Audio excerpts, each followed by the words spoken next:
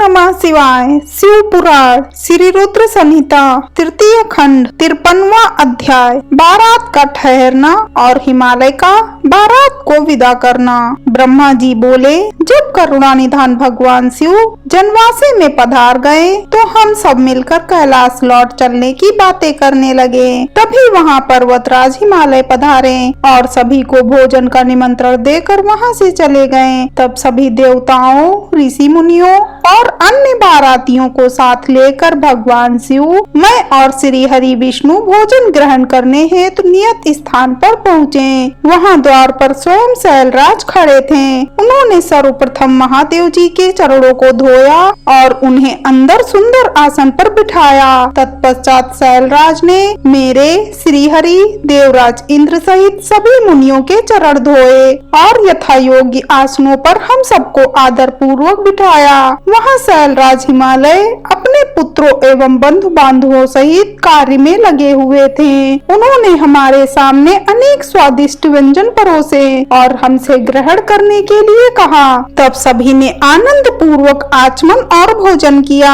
तब गिरिराज बोले, हे देवेश्वर, आपके दर्शनों से हम आनंदित हुए हैं। आपसे एक प्रार्थना करते हैं कि आप बारातियों के साथ कुछ दिन और निवास करें। इस प्रकार शैलराज भगवान शिव से कुछ दिन और रुकने का आग्रह करने लगे। उनकी यह बात सुनकर भगवान शिव बोले, हे शैलेंद्र, आप धन्य हैं, आपकी कीर्ति महान है, आप धर्म की साक्षात मूर्ति हैं। इस त्रिलोक में आपके समान कोई और नहीं है। तब देवताओं ने कहा, हे पर्वतराज, आपके दरवाजे पर ब्रह्म परमात्मा भगवान शिव स्वयं अपने दासों के साथ पधारे हैं और आपने उन्हें सब प्रकार से पूछकर प्रसन्न किया है। तब शैलराज हिमालय ने दोनों हाथ जोड़कर भगवान शिव से प्रार्थना करके कहा कि भगवान, मुझ पर कृपा करके आप कुछ दिन और यहाँ रुककर मेरा आतिथ्य ग्रहण करें। गिरिराज के बहुत कहने पर भगवान शिव ने वहाँ ठहरने के लिए अपनी स्वीकृति प्रदान कर दी। तब सब हिमालय से आज्ञा लेकर अपने अपने ठहरने के स्थान पर चले गए। तीसरे दिन गिरिराज हिमालय ने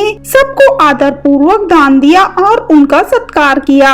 चौथे दिन विधि पूर्वक चतुर्थी कर्म किया, क्योंकि इसके बिना विवाह को पूर्ण नहीं माना जाता। जैसे ही विधि अनुसार चतुर्थी कर्म पूरा हुआ, चारों ओर मंगल ध्वनि बजने लगी, महान उत्सव होने लगा।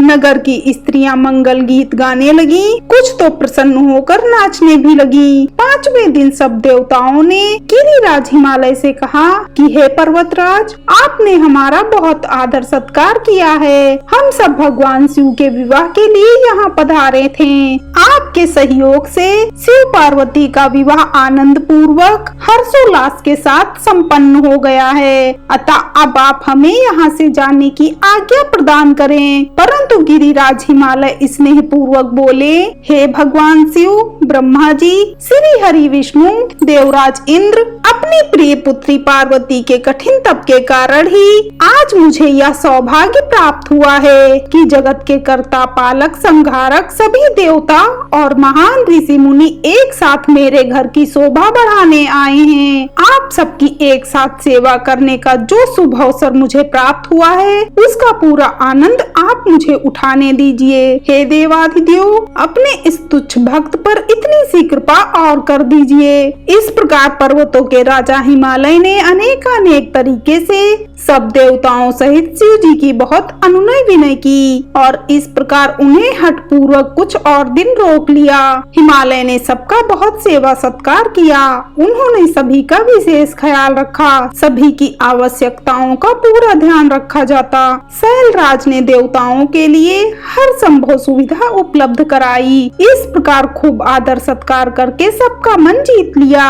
जब बहुत दिन बीत गए, तब देवताओं ने शैलराज हिमालय के पास सप्त ऋषियों को भेजा ताकि वे मैना देवी और उनके पति पर्वतराज हिमालय को बारात विदा करने के लिए तैयार करें। तब वे सप्तऋषि प्रसन्न हृदय से शैलराज हिमालय के पास पहुँचे और उनके भाग्य की सराहना करने लगे कि आपके अहोभाग्य हैं जो स्वयं भगवान शिव आपके दामाद बने। पर्वतराज, आपने अपनी पुत्री पार्वती को शास्त्रों और वेदों के अनुसार भगवान शिव की पत्नी बनाकर उन्हें सौंप दिया है। कन्यादान तभी पूर्ण माना जाता है जब कन्या को बारात के साथ विदा कर दिया जाता है। इसीलिए आप भी सहर्ष देवी पार्वती को भगवान शिव के साथ सादर विदा कर दीजिए, तभी कन्यादान की रस्म पूरी होगी। तब मैना और उनके पति गिरिराज हिमालय बारात को विदा करने के लिए राजी हो गए। जब भगवान शिव सभी देवता और ऋषि मुनि विदा लेकर कैलाश पर्वत की ओर चलने लगे, तब देवी मैना जोर जोर से रोने लगी और बोली,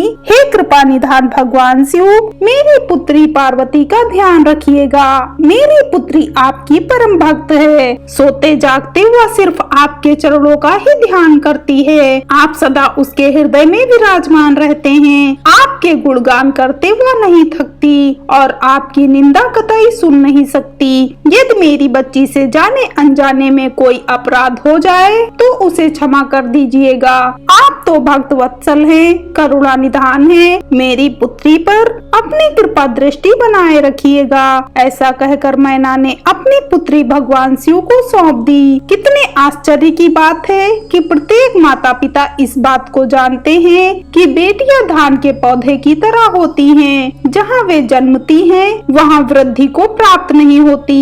फिर भी उसकी विदाई के समय वे दुखी होते हैं। अनजाने ही अपनी आँखों से आंसुओं की झड़ी कैसे लग जाती है। अपनी प्रिय पुत्री के वियोग को सोचते ही वे मूर्छित होकर जमीन पर गिर पड़ी। तब उनके मुंह पर जल की बूंदें डालकर उन्हें होश में लाया गया। तब सदाशिव ने देवी मैना को अनेकों प्रकार से समझाया ताकि वे अपना दुख भूल जाएं। कुछ समय के लिए मैना और पार्वती को अकेला छोड़कर भगवान शिव सब देवताओं व अपने गणों के साथ हिमालय से आज्ञा लेकर चल दिए। हिमालय नगरी के एक सुंदर बगीचे में बैठकर वे सब प्रसन्नता पूर्वक भगवान शिव की प्राण वल्लभा पत्नी देवी पार्वती के आगमन की बाट सजोए उनकी प्रतीक्षा करने लगे। वे शिवगण प्रसन्नता पूर्वक प्रभु महादेव जी की जय जयकार कर रहे थे। हर हर महादेव।